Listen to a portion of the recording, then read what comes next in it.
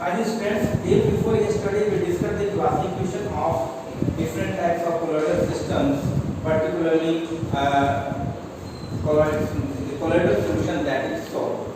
After that, we discussed the preparation of liofilic and liophobic salt.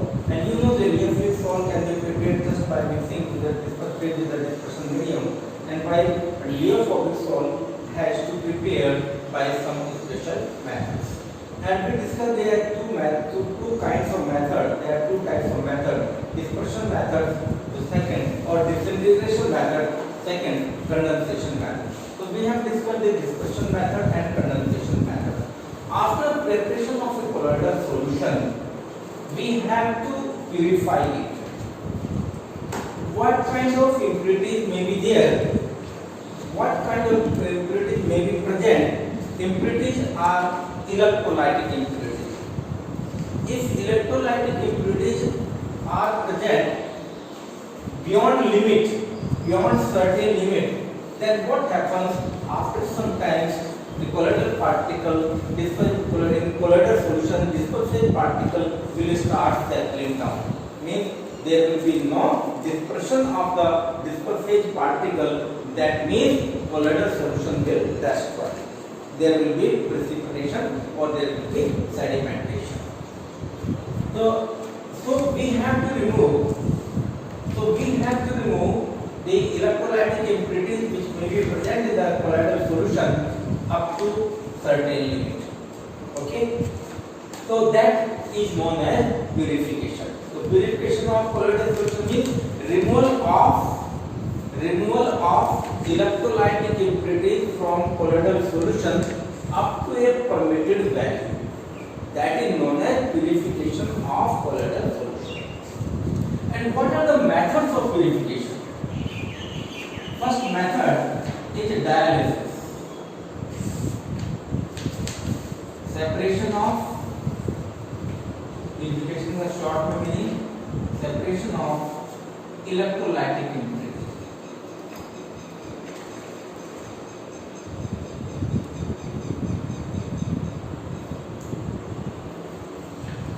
Okay, up to a permitted value.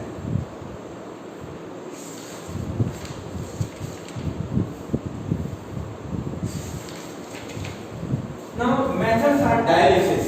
आपने सुना भी होगा dialysis. ये बात डायलिसिस हम डायलिसिस कब करते हैं? जब किडनी फेलियर हो जाती है. किडनी फेलियर का मतलब किडनी का काम क्या है? किडनी का काम है फिल्ट्रेशन कराना. ठीक है. जब प्रॉपर किडनी फिल्टर नहीं कर पाती उस कंडीशन में हम डायलिसिस करते हैं. तो यहाँ पे डायलिसिस के लिए हम देखिए just I draw a diagram, simple layout of diagram. Let us से इट इज ए ट्रफ और हम यहाँ एक बैग लेंगे सेलोफेन. ये एक semi propylene membrane type material होता है, सेलोफेन का बना बैग. ओके. इस बैग के अंदर लेते हैं impure colloidal solution. Impure colloidal solution. Okay. And this bag is immersed in this trough we take water, and water भी कैसे? The continuous supply of water. This is inlet and यहाँ पर है outlet.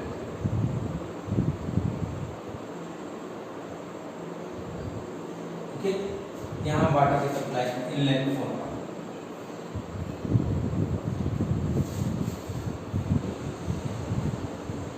So we take a container in which we take running water. Running water से लेकर एक water की supply भी हो रही है, यहाँ पे वाटर एग्जिट भी यहाँ से आउटलेट से जा भी रहा है. तो हम यहाँ पे डिप कर देते हैं. Dip this cellophane bag which contains colloidal solution in the water. इसको हम डिप करते हैं.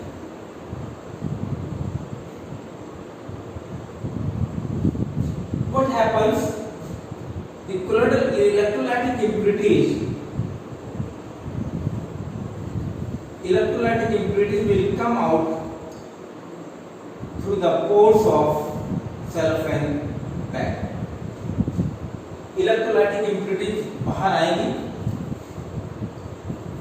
इलेक्ट्रोलाइटिक इम्प्यूरिटी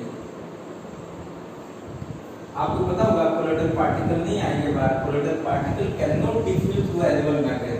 याद है स्टार्टिंग में हमने कहा था कोलोइडल स्टार्टिंग में थॉमस ग्राम की डेफिनेशन थी that was that the solution in which colloidal particle could not diffuse through the animal membrane or cellophane bag, cellophane paper, that is known as a colloidal solution। तो यहाँ पर तो ये cellophane bag भी कह सकते हैं, animal membrane भी कह सकते हैं, membrane का बना हुआ बैग है। Okay, so impurities come out and the impurities wash away with the water। So in this way we can separate impurity from colloidal solution।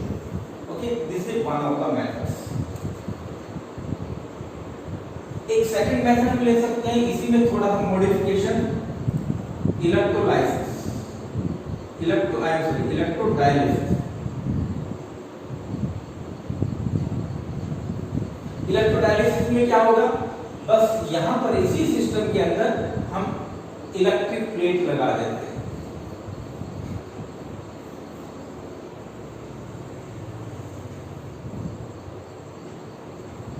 एक पॉजिटिव, इसको हम वायर से कनेक्ट करते हैं, पॉजिटिव और दूसरा नेगेटिव। तो व्हाट हैपेंस,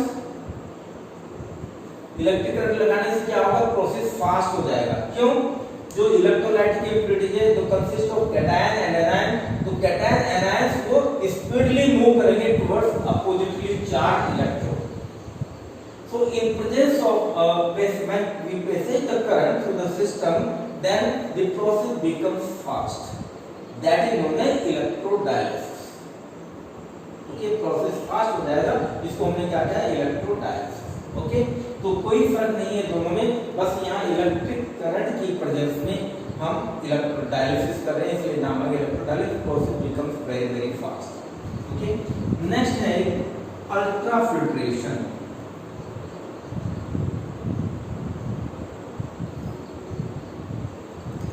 देखिए आपको याद होगा जो ऑर्डिनरी फिल्टर पेपर है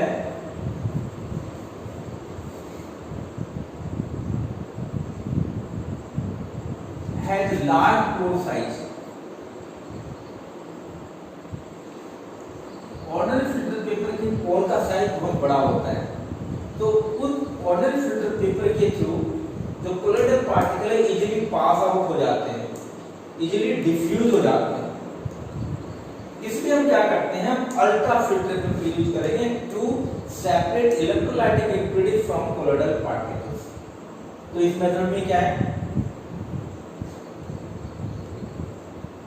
देखिएगा इधर, in ultrafiltration basically ordinary filter paper which has large size of their pores, this large size of pore is reduced। हम उनके पोर के साइज को रिड्यूस करते हैं, कैसे, बाय डिप कर देते हैं of in colloidal solution. Colloidal solution क्या है, the cellulose nitrate plus alcohol, इसका सॉल्यूशन होता है।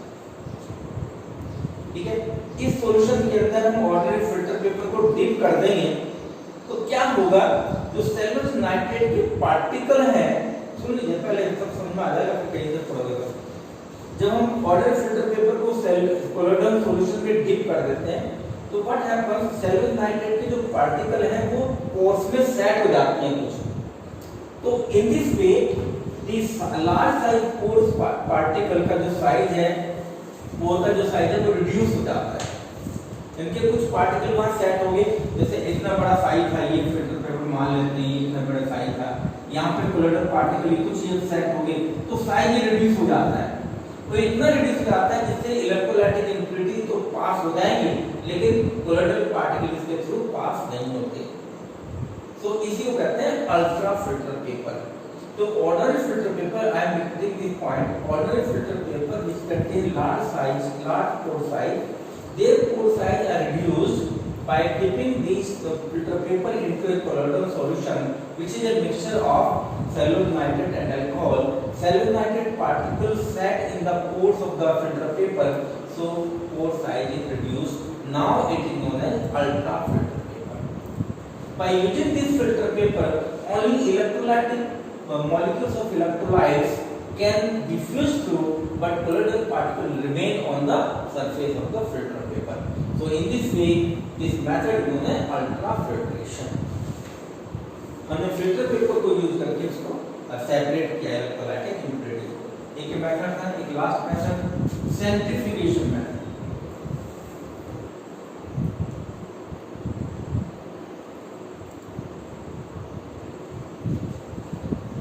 आपने सेंट्रीफ्यूगल मशीन देखी है?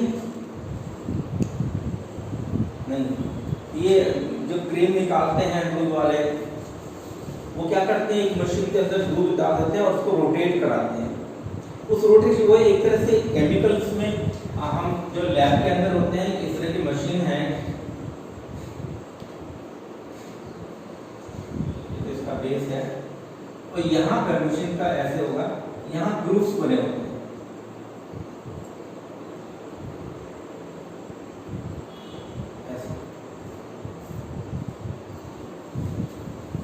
इलेक्ट्रिकल से उससे चलती है और ये जो पोर्शन यहाँ ग्रुप्स बने हैं, सिस्टम ऐसा होता है कि रोटेट करता है, हाई स्पीड से घूमता है, ठीक है।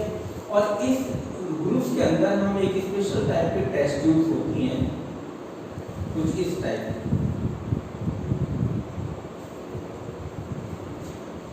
ठीक है। इनका साइज ऐसा होता है कि ये पोर्शन इसमें एडजस्ट हो जाता है, ठीक है। तो यहाँ पे हम इसमें कोलोइडल सॉल्यूशन ले लेंगे, प्योर कोलोइडल।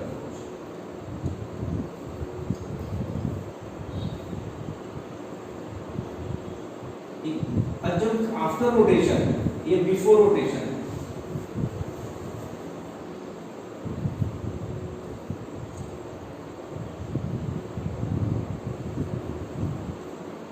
आफ्टर रोटेशन क्या होगा, देखिए इसमें हमने सॉल्यूशन लिया था,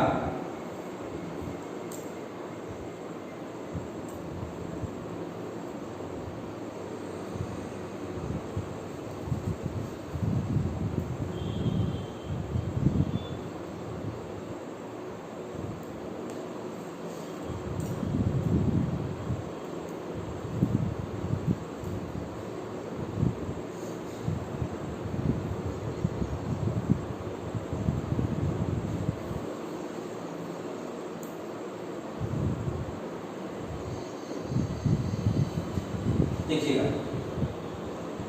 हमने मान लिया ये कोलोइडल सॉल्यूशन वाटर में प्रिपेयर था, ठीक है, impure colloidal solution, let us से वाटर में।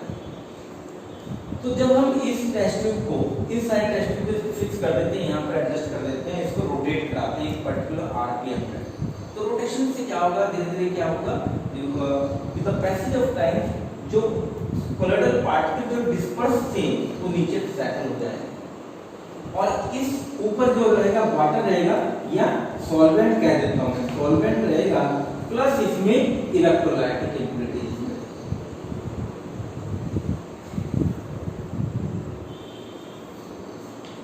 इलेक्ट्रोलाइटिक इम्प्योरिटी की सॉल्वेंटी ज्यादा होती है और उनका साइज भी कम होता है, इसलिए वो सेटल नहीं होते। तो क्या होता है, जो कोलोइडल पार्टिकल यानी जो पर्टिकुलर डिस्पर्स पार्टिकल नीचे सेटल हो जाएंगे, ऊपर क्या आएगा, सॉल्वेंट रहेगा जिसमें इलेक्ट्रोलाइटिक इम्प्योरिटी प्रेजेंट रहेगी, उसको हम डिकैंट ऑफ कर देंगे। डिकैंट ऑफ करके हमारे पास ये रह जाएगा, फिर हमें जिस भी जो भी अब डिस्पर्शन मीडियम में यूज करना वो डिस्पर्स मीडियम में इसको मिक्स कर सकते हैं। ओके, तो this is the centrifugation method. Okay, so these are the methods of purification of colloidal solution. Okay, कौन सा colloidal solution, particularly Leofogging. Next is the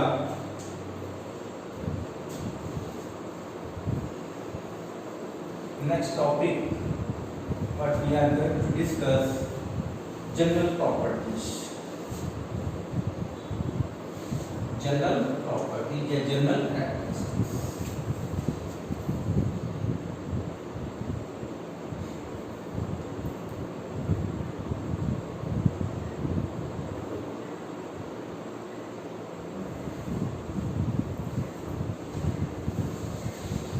three property very important है, थोड़ी जनरल पॉइंट लेते हैं। Heterogeneous in nature,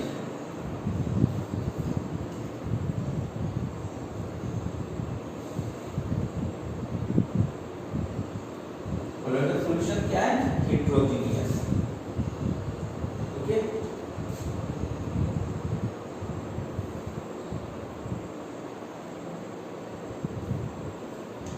stability,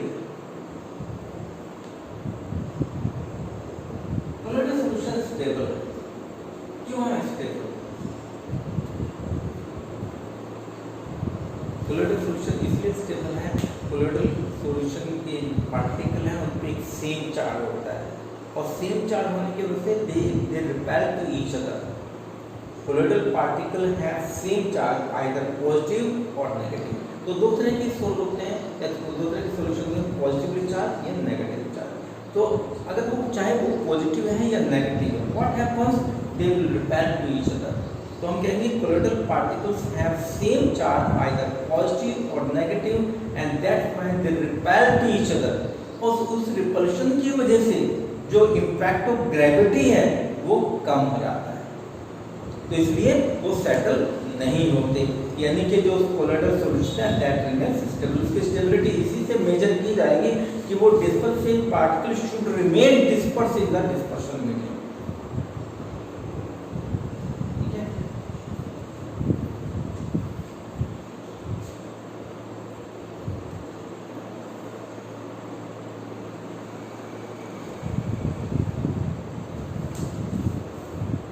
थोड़ा थोड़ा सा लिख लो, इतना होता है।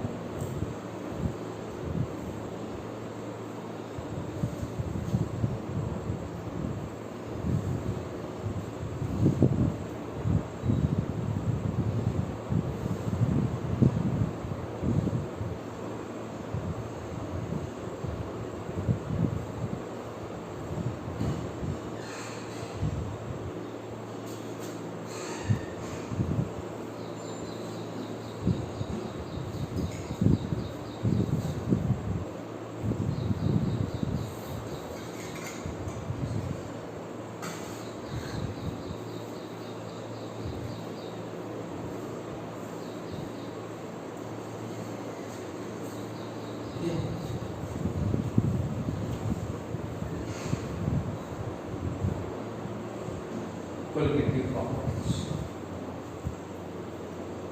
ये तो पढ़ा है आपने सभी ने। कोलिगेटिव प्रॉपर्टी क्या होती है? अब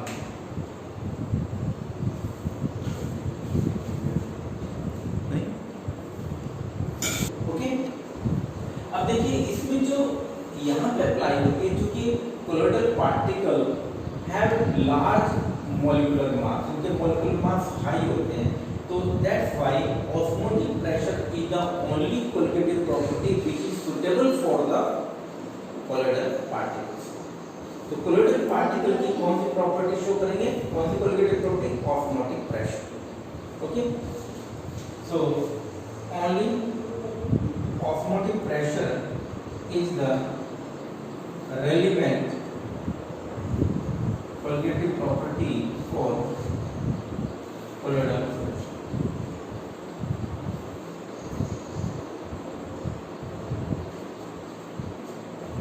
छोटे-छोटे पॉइंट्स हैं आपका। तो visibility,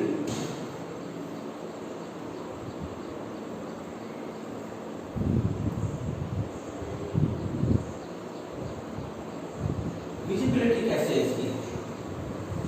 not visible bye naked eye, only can be seen with ultramicroscope।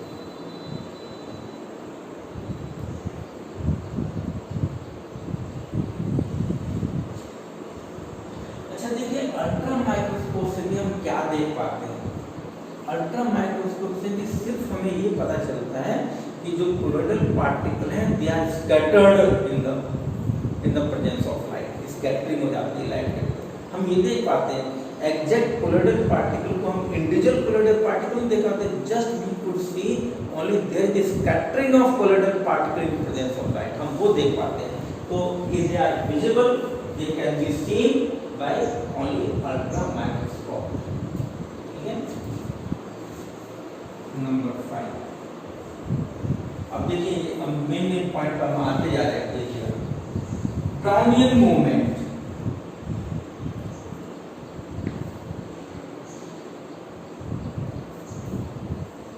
this is very important. Brownian movement,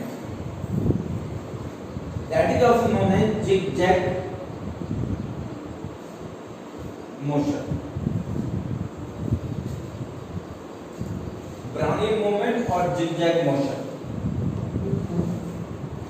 जैसे देखिएगा कोलोइडल पार्टिकल है, इधर गया, इस डायरेक्शन में गया, यहाँ से फिर इस डायरेक्शन में आ गया, यहाँ से फिर इस डायरेक्शन में आ गया, यहाँ से इस डायरेक्शन में आ गया। इसे कोई मतलब कोई रैंडम सी मोशन है, रैंडम और zigzag motion, that is known as Brownian movement. It was found all colloidal particle are moving in different direction randomly, इसलिए इसको कह दिया ब्राउनियन मूवमेंट। अब ब्राउनियन वर्ड को किया कि रॉबर्ट ब्राउन एक साइंटिस्ट हुए हैं जिन्होंने सबसे पहले देखा था कि जो पोलन ग्रेन्स हैं वो वाटर में स्कैटर्ड करते हैं, वो वाटर में जिगजैग मोशन शो करते हैं। क्योंकि फर्स्ट ऑफ ऑल वो बॉटनिस्ट थे, वैसे रॉबर्ट ब्राउन वाज बॉटनिस्ट, तो सबसे पहले उन्होंने पोलर ग्रेन्स में इस तरह का बिहेवियर देखा था और सेम बिहेवियर ऑब्जर्व किया इन द कोलोइडल सिस्टम में, इसलिए इसको कह दिया ब्राउनियन मूवमेंट। लेकिन what is the cause, what is reason, क्या है इसका कॉज, क्या है, आप कैसे इसको जस्टिफाई करेंगे? ब्राउनियन मूवमेंट होता क्यों है? देखिए basically you know that there is two things, disperse phase particles हैं यहाँ पर और डिस्पर्शन मीडियम मॉलिक्यूल्स।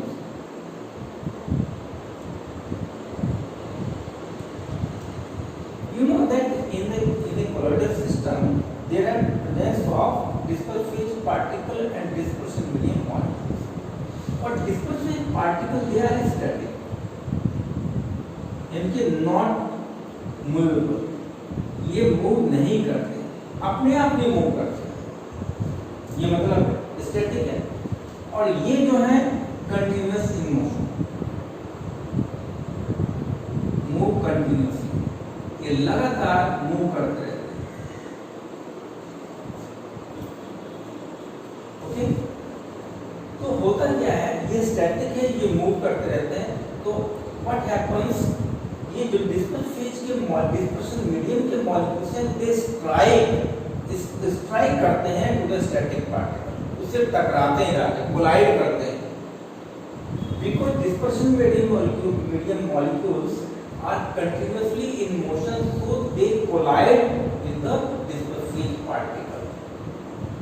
अब एक चीज खड़ी हुई है, दूसरी चीज उससे आगे टकराएगी, तो जो खड़ी हुई चीजें एक जगह, तो क्या होगा, उसको भी कुछ ना मोमेंटम मिल जाएगा, फिर डायरेक्शन भी चेंज होगी। हम इस पोजीशन पे खड़े हैं तो डेफिनेटली जब कोई हिट करेगा तो हमारी पोजीशन भी चेंज होगी और हमारा कुछ ना कुछ मोमेंटम भी हो जाएगा, हम मूव भी कर जाएंगे किसी भी डायरेक्शन में। ओके, तो यही इनके साथ हो रहा है। अब चूंकि ये कोलिजन सारे डायरेक्शन से हो रहा है, डिफरेंट फोर्स से कोलिजन होता है, the collision takes place from different direction with different force, that's why जो मोशन बन जाती है इसकी वो जिगजैग मोशन। तो this is the explanation why there is Brownian movement, because of collision between the disperse phase molecule and static dispersion phase particles. इसलिए उनको direction और पोजीशन दोनों चेंज हो जाएगी, मोमेंटम भी चेंज हो जाएगा, इसलिए वहां पर जिगजैग मोशन। ठीक है, तो कहते हैं कि इसका सिग्निफिकेंस क्या है? ब्राउनियन मूवमेंट का सिग्निफिकेंस ये कि स्टेबिलिटी एक्सप्लेन कर देता है, डिस्पर्शन इसकी वजह से क्या होता है, जब कोलाइड लगातार कोलाइड करते रहते हैं तो they will remain in the motion, कहीं ना कहीं मोशन में रहते हैं, वो सेटल नहीं होते। तो ब्राउनियन मूवमेंट की वजह से जो disperse phase particle they have little और least tendency to get settled down, यानी कि that means dispersive particle remain dispersed in the dispersion medium, disperse रहते हैं, सेटल नहीं होते, इसका मतलब सॉल्यूशन स्टेबल। ठीक है, ये इसका पर्टिकुलरली मेन यूज है। दूसरा आप ये भी कह सकते हैं क्योंकि वो स्टेबल है, ग्रेविटी को अफेक्ट नहीं करती, जो ग्रेविटी का इंपैक्ट है वो भी खत्म हो जाता है। That is the main application of downhill movement. हां, next point, next property number 6, electrophoresis. पहले फुल ले लेते हैं, इलेक्ट्रिकल प्रॉपर्टी। इलेक्ट्रिकल प्रॉपर्टी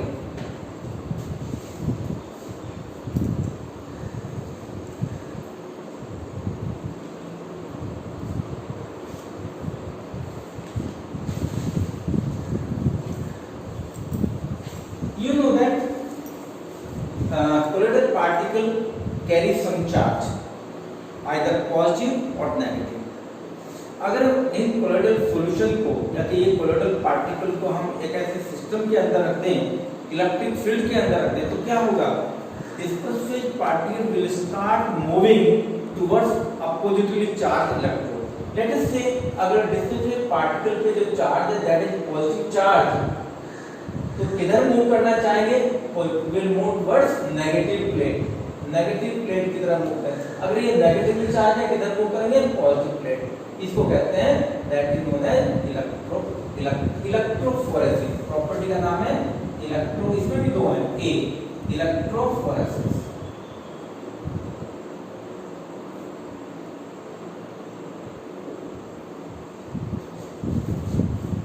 तो हम इसमें सिस्टम ऐसे लेते हैं, हमने सिस्टम लिया है क्यू शेप से ट्यूब ले लेते हैं,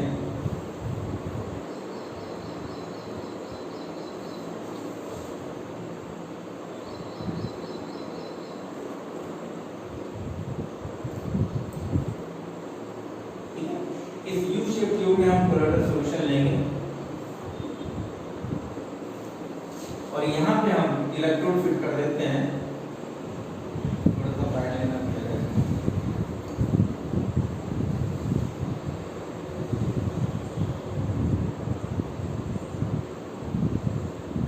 यहाँ पे इलेक्ट्रिक फील्ड लगा देंगे।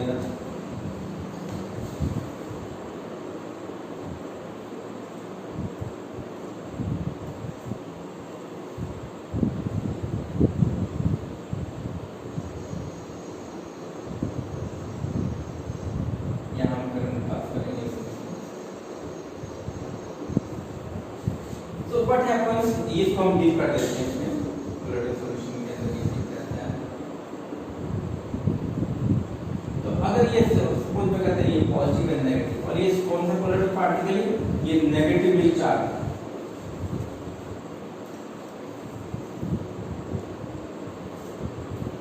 तो व्हाट हैपेंस, ठीक है, तो ये पॉजिटिव कहां डिपॉजिट हो जाएंगे, तो नेगेटिव ये पार्टिकल कहां सेटल हो जाएंगे, यहां पर सेटल हो जाएंगे, इस प्लेट की तरफ मूव करेंगे। तो what I am saying that colloidal particles will move towards oppositely charge electrode, कब, when we pass the electric current through the solution. तो इसको शॉर्ट में एक लाइन में डेफिनेशन है कि मूवमेंट ऑफ या migration of dispersive particle under influence of electric field, that property known as electrophoresis. What I said, migration of dispersive particle under influence of electric field, that is known as electrophoresis. और पहले इसको हम previously इसको कैटाफोरेसिस भी कहते थे, क्योंकि उस समय ये मान के चलते थे कि कैटायंस का मूवमेंट होता है कि जो डिस्पर्सिव पार्टिकल उन पे पॉजिटिव चार्ज है, लेकिन ऐसा कुछ नहीं है। अब एक जनरल टर्म आई इलेक्ट्रोफोरेसिस, इसी का एक भी पार्ट है इलेक्ट्रोऑस्मोसिस।